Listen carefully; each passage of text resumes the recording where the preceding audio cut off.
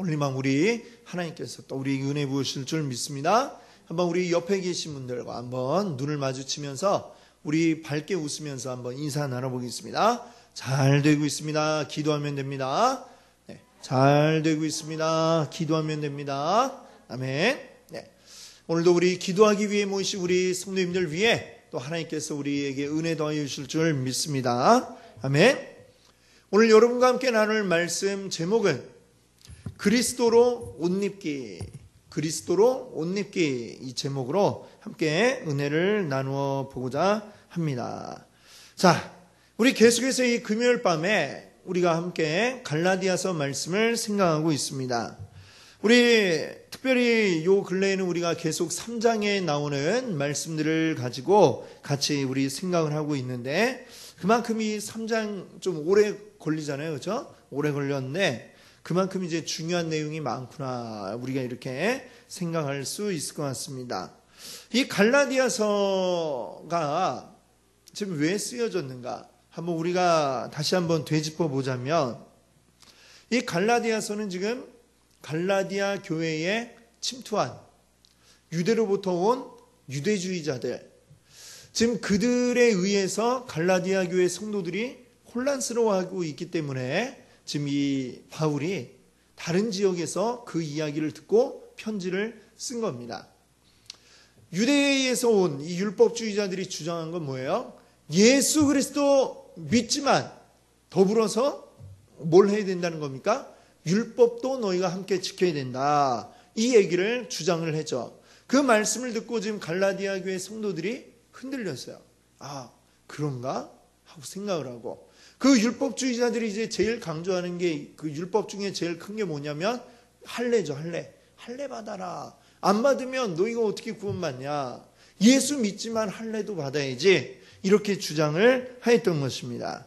자, 여기 이제 갈라디아 교회 성도들이 흔들리고 있다, 할례 받는 자들이 막 늘어나고 있다, 이 이야기를 듣고 바울이 이제 편지를 쓴 거예요. 그래서 이 편지를 통해서 하는 말이 지금 뭐냐? 율법주의자들의 그 주장은 잘못됐다라고 하는 거죠. 바울이 하고 싶은 말의 핵심 뭐예요? 우리가 율법으로 구원받는 게 아니고 믿음으로 구원받는다. 뭘로요? 믿음으로 구원받는다. 이거를 지금 이제 이야기를 쭉 하고 있는 겁니다. 특별히 이제 3장이 딱 와서 바울이 지금 율법주의자들의 말이 얼마나 어리석은가라는 것을 이제 지적을 하고 있습니다. 율법주의자들의 그 주장이 왜 틀렸느냐, 이걸 이제 얘기를 하는데, 왜 어리석으냐, 이것을 설명하기 위해서 바울은 지금 율법의 기능이 뭐냐, 율법이 본래 왜 우리에게 주어져 있느냐라는 것을 이제 먼저 말을 합니다. 그래야 이제 율법이 무익하다라는 걸 알 수가 있겠죠. 그걸 위해서 지금 율법은 그럼 뭐냐라는 거를 이야기합니다. 자, 그러기 위해서 지금 이제 아브라함 얘기를 3장의 앞부분에 보면 먼저 꺼내고 있어요. 아브라함이 하나님 앞에 의롭다 하심을 받은 게 율법을 지켜서냐 아니면 다른 것 때문이냐, 지금 이거를 이야기하고 있죠. 성경 창세기를 보니까 이 아브라함이 율법의 그 대표적인 것이라고 할 수 있는 할례 받은 게 언제냐면 17장입니다. 창세기 17장. 근데 이 바울이 인용하고 있는 말씀, 아브라함이 하나님을 믿으니 이것을 그의 의로 여기셨다라고 하는 이 말씀이 어디 나오냐면 창세기 15장에 나오고 있습니다. 자, 아브라함이 하나님을 믿으니, 무엇으로요? 믿으니, 믿음으로 어떻게 됐다고요? 의롭다 여김을 받았다, 하나님께 구원받고 하나님 자녀가 되었다라는 이야기를 이미 할례를 행하기 이전에 하나님이 하셨다는 거죠.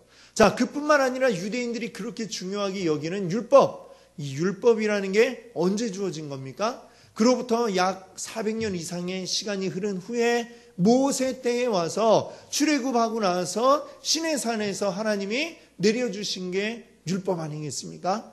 400년 이상, 거의 500년 넘게 걸리는 그 시간이 지나서야 율법이 주어졌는데, 근데 그 한참 이전에, 거의 500년 전에 아브라함은 이미 의롭다 여김을 받았다는 것이죠.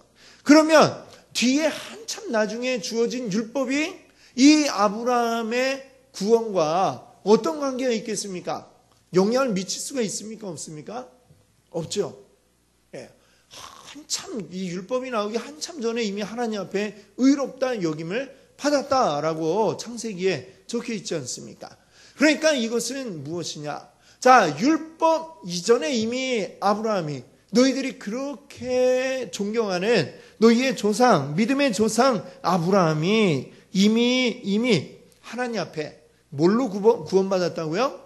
믿음으로 구원받았다라고 하는 이 사실을 바울이 지금 여기서 강력하게 이야기를 하고 있습니다. 자, 그럼 바울의 이런 논리에 대해서 막 이렇게 그 반론이 나올 수가 있겠죠? 그 반론에 대해서 바울이 미리 예상을 하고 또 이제 답변을 또 합니다. 자, 그럼 하나님이 율법을 주셨지 사람이 만들었냐? 하나님이 주신 거 아니냐?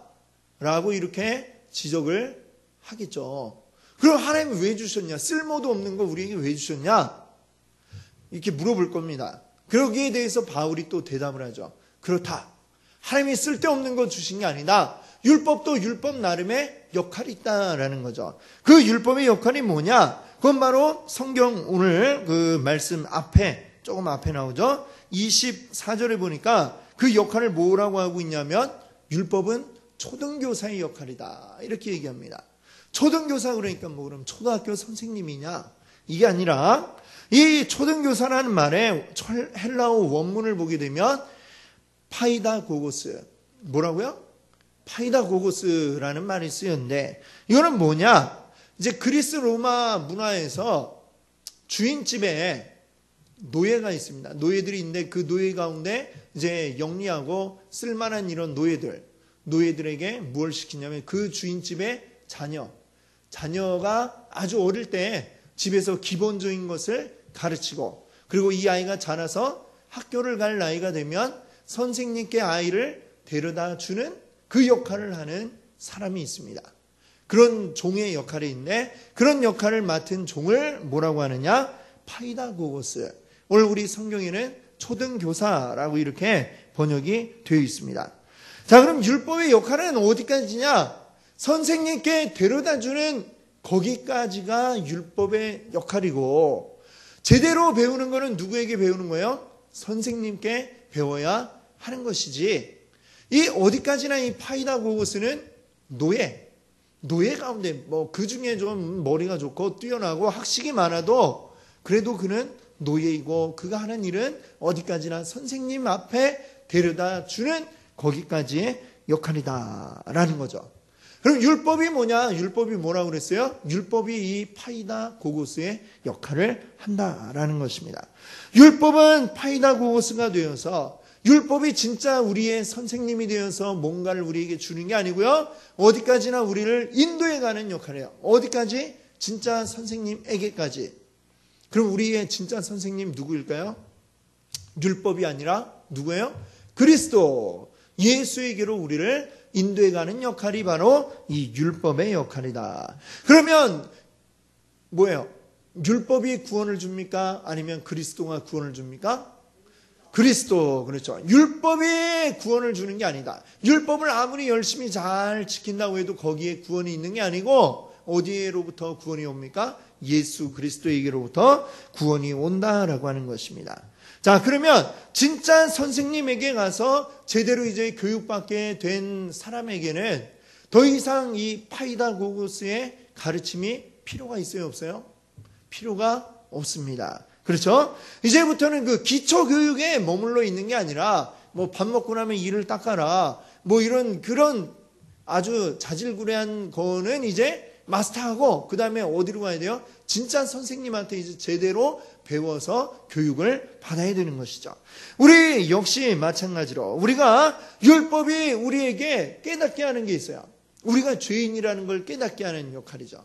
그리고 그걸 통해서 우리를 그리스도에게로 인도해 가는데 거기까지가 이 율법의 역할이고 그 다음에 우리가 죄인이구나 이걸 알았으면 그 다음에 어떻게 해야 구원받아요? 예수 그리스도를 믿음으로 우리가 구원받는다라는 것을 여러분들 기억할 수 있기를 바랍니다. 아멘. 그것이 이제 지금까지 우리가 쭉 살펴왔던 말씀이죠. 자, 그리고 이제 26절에서는 뭘 얘기하느냐? 우리가 믿음을 통해 그리스도 예수 안에서 하나님의 아들, 하나님의 자녀가 되었다. 이 이야기를 했습니다. 우리가 어디에서 하나님 자녀가 되었다고요? 그리스도 밖에서? 안에서. 그렇죠. 그리스도 안에 있을 때 우리는 하나님의 자녀다. 이렇게 이야기하는 것이죠. 자, 그러면 이거를 생각해 보면 하나님의 자녀가 아닌 자들은 지금 어디에 있다는 거예요? 그리스도 밖에 있는 거죠. 밖에 있는 거죠. 그럼 밖에서 안으로 들어오려면 중간 과정이 있겠죠.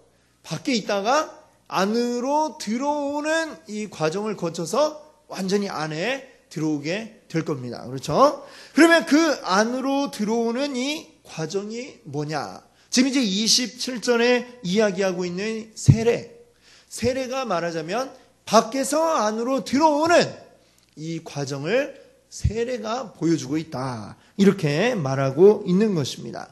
세례란 무엇이냐?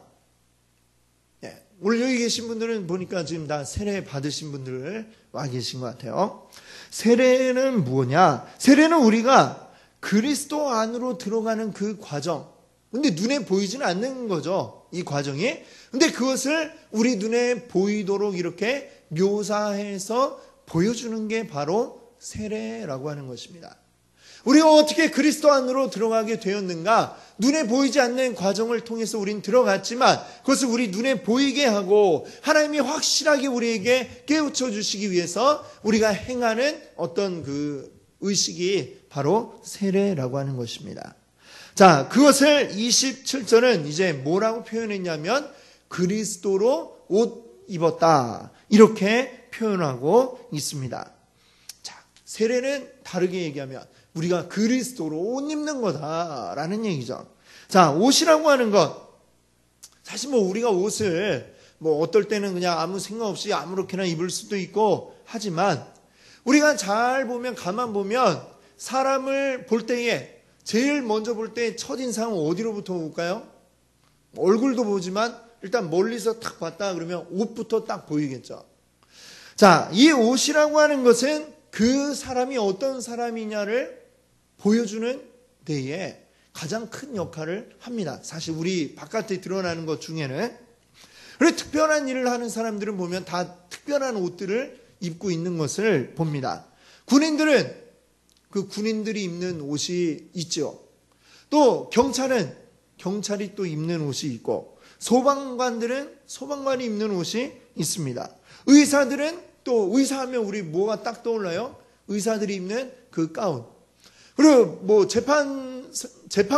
판관은 어떻게 합니까? 또 그 재판관들이 입는 가운이 또 있죠. 그게 그 옷 입고 안 입고가 엄청난 차이가 있지 않습니까? 재판관 우리가 밖에서 만나면 이 사람이 판사인지 아닌지 우리가 어떻게 알겠습니까? 근데 그 안에서 그 옷을 딱 입고 나타나면 그 사람 말 한마디에 우리가 감옥에 갈 수도 있고 안 갈 수도 있고 사람이 죽고 사는 게 그 사람에게 달려있는 거죠.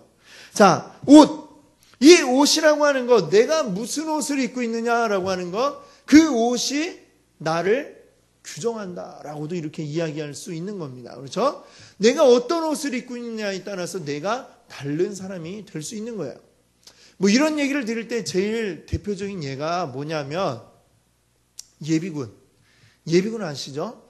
우리나라 사람들 젊은이들이 군대 갔다 오고 나면 어떻게 됩니까? 자동적으로 다 예비군에 편입이 돼요. 예비군을 이제 지금 몇 년인지 모르겠네요. 저 때는 이제 7년, 8년 이렇게 했었는데 그런데 이 예비군이 되면 예비군은 뭐냐면 평상시에는 자기 하는 일 그냥 쫙 하다가 1년에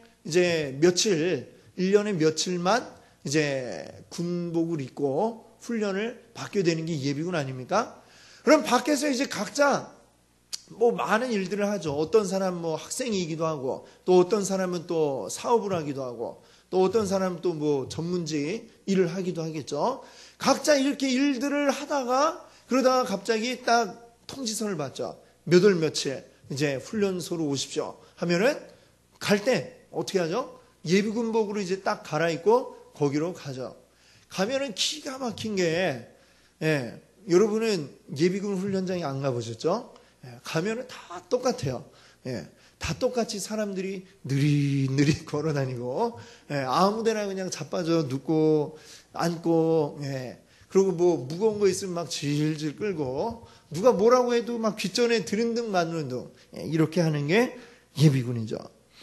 자, 근데 참 희한한 게, 밖에서는 다 다른 일들을 하는 사람인데 희한하게 그 옷만 입으면 그렇게 말 안 듣는 사람이 될 수가 없습니다. 항상 보면 예비군 훈련장에서 그 조교들이 하는 말이 선배님들 막 하고 아무리 외쳐도 귓전에 들은 듯 만 듯이 그렇게 얘기를 하죠. 예비군이 유일하게 빠르게 움직일 때는 언제냐? 다 끝나고 집에 갈 때. 그때는 진짜 아주 빛의 속도로 빨리 집으로 갑니다. 그때 말고는 도대체 말을 들어먹지를 않죠. 요즘엔 좀 달라졌는지 모르겠지만 그렇습니다. 자, 이 예비군 기가 막히게 옷만 입으면 그렇게 돼요. 그 사람이 또 훈련 끝나고 집에 가면 어떻게 돼요? 다시 원래대로 아주 정상적인 사람으로 또 돌아오게 됩니다. 옷이라고 하는 게 주는 힘이 그렇게 엄청난 거죠. 어떤 옷을 입고 있느냐? 그 옷이 그 사람을 규정한다는 겁니다. 왕자가 거지 옷을 입으면 어떻게 돼요? 거지가 되는 거죠. 영락 없이. 근데 거지가 왕자 옷을 입으면 어떻게 돼요? 왕자처럼 또 행동을 하게 되는 것입니다. 우리가 세례받는다라고 하는 것은 말하자면 옷을 갈아입는다는 것이죠. 옷을 새 옷으로 갈아입어요. 세례받기 전에도 물론 옷을 입고 있었어요. 모두가. 어떤 옷을 입고 있어요? 어떤 사람은 유대인의 옷을, 또 어떤 사람은 헬라인의 옷을, 또 어떤 사람은 주인의 옷을 입고, 어떤 사람은 종의 옷을 입고, 또 어떤 사람은 의사의 옷을 입고, 또 어떤 사람은 또 예비군의 옷을 입고 있고, 막 이렇게 각자 제 나름대로 옷을 딱 입고 있는데, 이 세례라고 하는 게 뭐냐? 그 이전에 입고 있던 옷들을 다 벗고 새 옷으로 갈아입는다는 것입니다. 바로 그리스도라고 하는 새 옷으로 우리가 갈아입었습니다. 어떻죠? 그러면 전부 다 이제 우리 그리스도 안에서는 어때요? 우리가 구분이 없이 똑같은 그리스도 안에서 같은 자가 되죠. 어떤 자가 될까요? 요 바로 앞에 나오는 26절이 말씀하는 것처럼 하나님의 아들, 하나님의 자녀가 된다라고 이야기하고 있는 것입니다. 자, 그럼 이 세례 받는 거에 대해서 우리가 한번 좀 더 깊이 한번 생각을 해보겠습니다. 세례는 아까 말씀드렸지만 예수 그리스도를 믿고 구원받은 사람들, 그 구원에 이르는 그 과정을 우리 눈에 보이게 나타내 보여주는 일종의 퍼포먼스라고도 할 수가 있습니다. 예수 그리스도를 믿으면 우리에게 어떤 일이 벌어지는가? 그리스도를 믿는 사람에게 어떤 변화가 발생하게 되는가라고 하는 것을 세례가 보여줍니다. 지금 오늘날에 이제 이 세례라고 하는 의식도 이제 간소화가 되어서 이제 물을 적셔서 머리에 이렇게 적시는 이런 정도로 하게 되지만 예수님이 그 세례 받으실 때는 어떻게 했어요? 강에 가가지고 세례 요한에게 이제 세례 요한이 그 요단강가에서 이제 막 외칠 때 예수님이 가서 세례 받으셨죠. 어떻게 했습니까? 물 속에 아예 풍덩 들어갔다가 나오죠. 물 속에 근데 들어가는 그것이 뭘 의미하느냐? 자, 이 모든 들어갔다 나오는 이것들이 다 그냥 하는 게 아니라 의미가 있는 것이죠. 그것들을 통해서 하나님이 우리에게 어떤 과정을 보여주시는가라고 하는 것을 우리에게 보여주는데, 먼저 이 물에 들어갔다고 하는 것은 죽음을 의미합니다. 죽음. 자, 우리가 예수 그리스도 믿어서 구원받는다는 것은 뭘 보여주는 거예요? 우리가 죽음에서 생명으로 가는 것을 의미합니다. 자, 그러면 죽음에서 생명으로 가려면 먼저 어떤 과정이 있어야 돼요? 죽어야죠. 그렇지 않습니까? 죽어야 생명으로 일단 갈 수가 있지 않겠습니까? 그러면 우리는 먼저 죽어야 된다라는 얘기입니다. 왜 죽어야 되느냐? 사실 우리 사람들은 다 지금 본래 사람의 본성은 어디에 머물러 있느냐? 죄의 본성에 머물러 있습니다. 죄의 굴레에 매여 있는 것이 우리 사람의 본성이죠. 죄에 언제까지 묶여 있어야 될까요? 영원히. 살아 숨쉬는 자들은 모두 다 죄의 굴레를 벗어날 수가 없습니다. 살아있는 자는 벗어날 수가 없다. 그러면 어떻게 해야 이 죄의 굴레에서 벗어날 수 있어요? 죽어야 벗어날 수가 있는 것입니다. 자, 살아있는 동안에는 우리 사람에게 무엇이 적용이 되느냐? 율법이 적용이 되어집니다. 율법이 적용된다는 건 우리가 율법 아래에 있다는 얘기예요. 그럼 율법은 날마다 우리에게 뭐라고 얘기하느냐? 너는 죄인이야 라고 이렇게 이야기를 합니다. 그게 율법의 역할이죠. 우리는 죄인이다. 늘 움직이면, 조금만 움직이면 너 죄인이야. 또 조금만 움직이면 너 죄인이야. 이제 누가 그러더라고요. 사람들이 차를 운전하면 시동 걸고 움직이는 순간부터 계속해서 교통법규를 위반하고 있다. 다 따지면은 움직이면 거의 대부분이 차를 몰자마자 계속해서 그 법규를 위반하고 있다라고 하더라고요. 마치 그것처럼 우리가 세세히 다 몰라서 이제 그걸 모르고 넘어가겠지만 우리가 그 법규를 위반하고 있는 것처럼 우리 사람이 살아 숨쉬고 있는 동안에는 계속해서 우리 육신으로든 마음으로든 계속해서 죄를 짓고 범죄하는 가운데 있고 율법은 계속해서 그걸 우리에게 정죄합니다. 너 죄를 지었어. 너 죄인이야. 죄인이야. 라고 하면서 우리를 정죄하고 있다는 것입니다. 그래서 우리는 살아 숨쉬는 동안에 이 죄로부터 벗어날 수가 없습니다. 그리고 죄의 종의 상태를 우리가 벗어날 수가 없습니다. 그러다가 결국에는 어떻게 될까요? 죄의 값을 치러야죠. 죄의 값은 뭐라고요? 사망이라 성경이 말씀하고 있습니다. 우리는 사망 선고를 받을 수밖에 없다라고 하는 얘기죠. 이게 바로 살아있는 사람의 비극입니다. 그럼 여기에서 벗어나는 길이 뭐냐? 살아있는 사람은 다 죄인이라는 그 이야기를 들을 수밖에 없기 때문에 죽어야 거기서 벗어날 수 있다는 것이죠. 그래서 이 세례는 뭐냐? 먼저 우리를 죽이는 이것을 우리에게 보여주고 있는 것입니다. 그래서 이 세례는 사람을 율법과 죄의 소나기에서 해방을 시키게 되는 거죠. 그럼 죽은 뒤에는 어떻게 됩니까? 죽은 채로 내버려두면 안 되잖아요. 그렇죠? 죽은 뒤에는 다시 살려내는 것입니다. 자, 그러면 어떻게 됩니까? 죽은 자를 살려낸다. 이게 쉬운 일인가요? 어려운 일인가요? 죽은 자를 살려낸다. 이게 쉬운 일이에요? 어려운 일이에요? 우리에게 어려운 일인 정도가 아니라 불가능한 일이죠. 죽으면 끝 아닙니까? 근데 주님이 이 땅 가운데 계신 동안에 그 일을 하셨죠. 여러 사람을 죽었는데 살려내셨습니다. 그렇죠? 굉장히 놀라운 일이고 이거는 우리가 할 수 없는 놀라운 주님의 능력이었기 때문에 가능한 일이었고 그 능력은 굉장히 큰 힘이 거기에 작용이 되었을 겁니다. 그렇죠? 자, 근데 우리가 생각을 해보면 굉장히 그 놀라운 일인데요. 큰 힘이 거기에 쏟아부어졌는데 그런데 그 사람들은 어떤 상태였을까요? 다시 되살아났을 때에 어떻게 보면 예수님이 그 시간을 조금 이렇게 죽기 직전으로 옮겨놓은 것과 별반 다름이 없죠. 다시 살아난 사람 영원히 다시 계속 산 것이 아니라 어떻게 되었어요? 그 후에 또 수명이 이제 다 되니까 또 죽었죠. 언젠가는 그들이 이미 다 지금은 죽고 없습니다. 나사로나 아니면 나인성 과부의 아들이나 이미 다 지금은 죽고 없죠. 왜? 그것은 그냥 숨만 다시 붙여놓은 그런 것이기 때문입니다. 근데 그걸 위해서도 굉장히 큰 힘이 거기에 작용이 되어서 이 일이 일어났죠. 자, 그런데 예수님이 죽었다가 살아나신 후로는 자, 예수님은 어떠셨어요?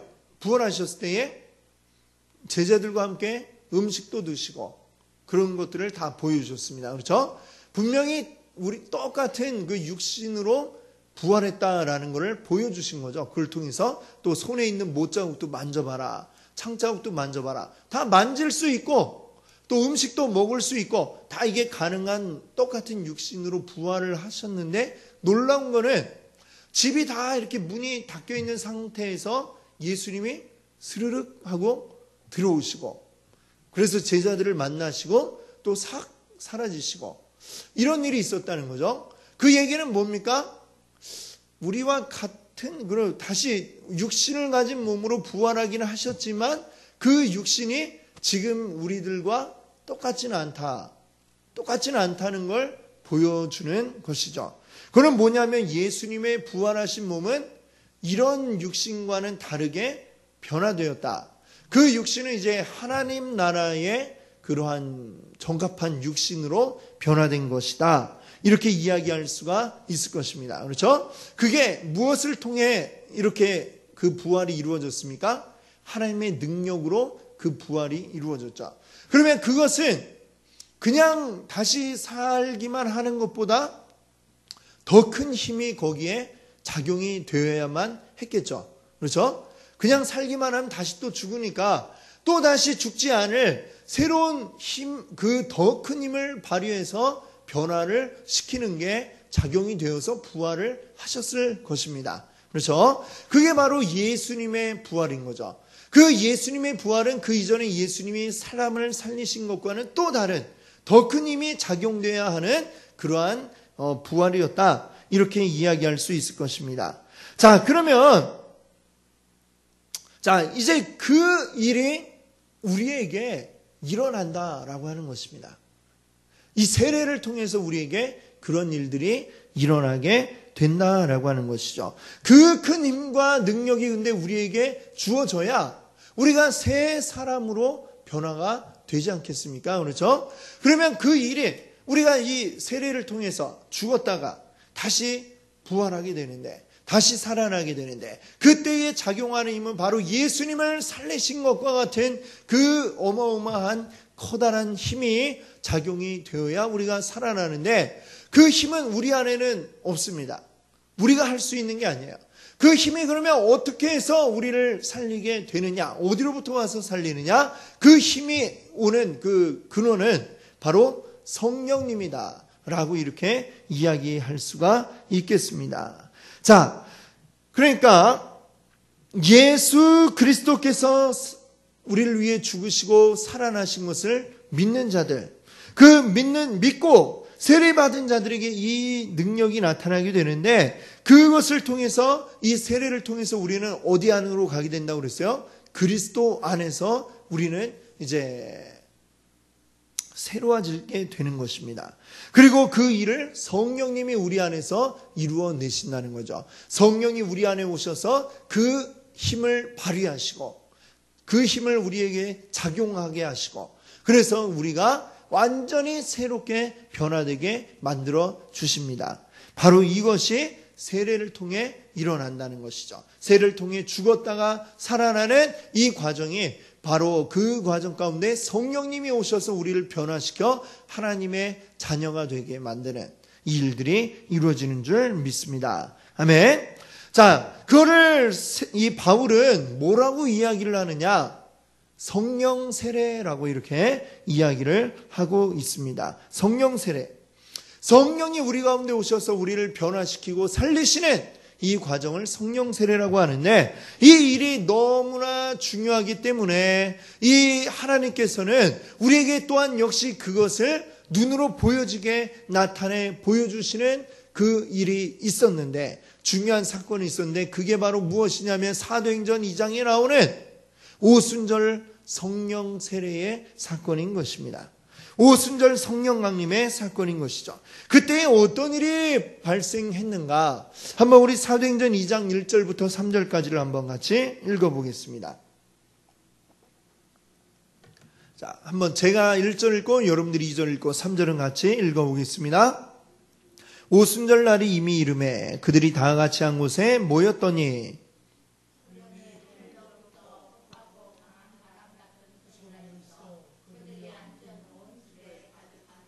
마치 불의 혀처럼 갈라지는 것들이 그들에게 보여 각 사람 위에 하나씩 임하여 있더니 아멘. 네. 자, 여기에서 불, 3절에 마치 불의 혀처럼 갈라지는 것들이, 이 불이 뭐예요? 성령입니다. 성령. 여러분, 그 모닥불 같은 거 이렇게 피워놨을 때 불길이 확 올라올 때 이 불이 샥 올라오는데 어떻게 올라와요? 마치 혀처럼 샥 하면서 이렇게, 사람 혀는 아니고 뱀의 혀처럼 이렇게 샥 올라오는 이런 것들 본 적 있으시죠? 예, 다 있으실 겁니다.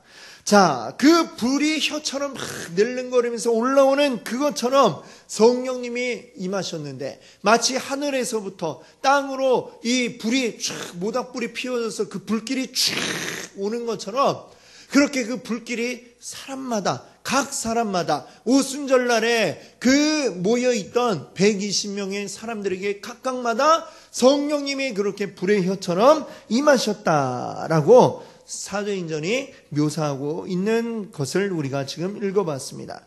그날 성령이 임하실 때 120명의 사람들은 제각각의 뭔가를 받은 게 아니라 동일한 성령을 그들이 받았다라고 하는 것입니다. 어떤 성령이요? 동일한 하나의 성령님이 그들을 각각에게 임하셨다라고 하는 것입니다. 이 말은 무슨 얘기냐? 각각 그들이 입고 있던 제각각의 옷들이 있었겠죠. 그들 가운데는 어떤 자들은 어부였고, 또 어떤 자들은 세리도 있었고, 또 그 중에는 여인들도 있었고, 또 그들 가운데는 아주 잘 나가는 부자들도 있었고, 그 각각의 사람들이 모여서 제각각의 옷을 입고 그 자리에 모여 있었지만, 그때에 성령이 그들 가운데 동일하게 임하시니까 어떻게 되었어요? 그들이 모두 다 하나의 옷을 입게 되었습니다. 어떤 옷이요? 하나님의 자녀라고 하는 동일한 옷을 입고 그들이 거리로 나가서 또 동일한 하나님을 그들이 전하게 되었던 것이죠. 그날 그 일을 통해서 어떤 일이 벌어졌습니까? 바로 신약 교회가 그때에 세워지게 된 것입니다. 자, 교회의 성도는 성령의 임재를 통해 모두 교회의 구성원임을 나타내는 하나의 제복으로 옷을 갈아입는 것이죠. 그것이 바로 우리가 그리스도로 옷 입는 세례를 받는 것을 통해 우리에게 보여지게 되는 것입니다. 자, 그 안에서는 이전에 어떤 것으로도 사람을 구분하고 나눌 수가 없습니다. 주님이 하나 되게 하신 이 교회 안에서 네가 잘났나 못났나, 네가 더 높은 위치에 있나 낮은 위치에 있나, 아니면 내가 더 뭐 잘났니 못났니 이렇게 이야기할 필요가 아무것도 없는 것입니다. 우리는 모두 하나, 하나님의 자녀라는 신분으로 하나가 되었습니다. 함께 하나 된 자들이 모인 공동체, 이것이 바로 교회인 줄 믿습니다. 아멘. 오늘 우리는 이 세례에 대해서 오늘 이야기를 나눠봤습니다. 세례는 뭐라고요? 그리스도로 옷 입는 것이다 라고 했습니다. 이전의 옷들을 다 벗어던지고 우리는 하나의 똑같은 옷을 입었습니다. 그리스도로 옷 입었습니다. 그리고 그 옷은 바로 우리의 정체성을 나타내는 것입니다. 우리는 그리스도로 옷 입은 자들입니다. 그리스도 안에서 하나가 된 자들입니다. 우리를 하나님의 자녀로 부르시고 하나 되게 하신 그 은혜를 오늘 우리가 기억하기 원합니다. 그리고 하나 된 우리들, 이 땅 가운데 온전히 하나님 자녀답게 살아가는, 그리고 온전한 교회를 이루는 교회의 성도가 되기를 우리 소망할 수 있기를 바랍니다. 아멘. 함께 같이 기도합니다.